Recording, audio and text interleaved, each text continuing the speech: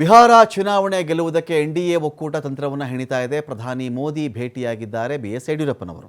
ದೀಪಾವಳಿಗೆ ಶುಭ ಕೋರಿದ್ದಾರೆ ಮಾಜಿ ಸಿಎಂ ಬಿಎಸ್ ಯಡಿಯೂರಪ್ಪನವರು. ಬಿಜೆಪಿ ಕೇಂದ್ರೀಯ ಚುನಾವಣಾ ಸಮಿತಿ ಸದಸ್ಯರಾಗಿದ್ದಾರೆ ಬಿಎಸ್ ಯಡಿಯೂರಪ್ಪನವರು. ದೀಪಾವಳಿ ಶುಭಾಶಯವನ್ನು ಕೂಡ ನರೇಂದ್ರ ಮೋದಿ ಅವರಿಗೆ ಕೋರಿದ್ದಾರೆ. ಜೊತೆಗೆ ಬಿಹಾರದ ವಿಧಾನಸಭಾ ಚುನಾವಣೆ ಹಿನ್ನೆಲೆಯಲ್ಲಿ ಸಭೆಯಲ್ಲಿಯೂ ಕೂಡ ಭಾಗಿಯಾಗಿದ್ದರು. ಏನು ಮಾಡುವುದರ ಮೂಲಕ ಬಿಹಾರವನ್ನು ನಾವು ಗೆಲ್ಲಬಹುದು? ಕೇಂದ್ರೀಯ ಸಂಸದೀಯ ಮಂಡಳಿ ಚುನಾವಣಾ ಸಮಿತಿ ಸಭೆ, ಪ್ರಧಾನಿ ಮೋದಿ, ಜೆ.ಪಿ. ನಡ್ಡಾ, ಗೃಹ ಸಚಿವ ಅಮಿತ್ ಶಾ, ರಕ್ಷಣಾ ಸಚಿವ ರಾಜನಾಥ್ ಸಿಂಗ್ ಸೇರಿ ಹಲವರು ಈ ಒಂದು ಸಭೆಯಲ್ಲಿ ಭಾಗಿಯಾಗಿದ್ದರು. ಅಭ್ಯರ್ಥಿಗಳನ್ನು ಆಯ್ಕೆ ಮಾಡೋದು ಹೇಗೆ, ಚುನಾವಣಾ ಕಾರ್ಯತಂತ್ರಗಳು ಹೇಗಿರಬೇಕು, ಎಲ್ಲವುಗಳ ಬಗ್ಗೆ ಕೂಡ ಇಲ್ಲಿ ಚರ್ಚೆಯನ್ನು ಮಾಡಿದ್ದಾರೆ.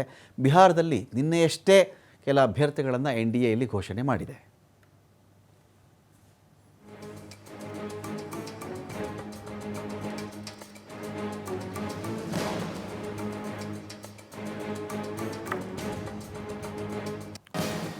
ಬಿಹಾರ ಚುನಾವಣೆ ಗೆಲ್ಲುವುದಕ್ಕೆ ಎನ್ಡಿಎ ಒಕ್ಕೂಟ ತಂತ್ರವನ್ನು ಹೆಣಿತಾ ಇದೆ. ಪ್ರಧಾನಿ ಮೋದಿ ಭೇಟಿಯಾಗಿದ್ದಾರೆ ಬಿಎಸ್ ಯಡಿಯೂರಪ್ಪನವರು.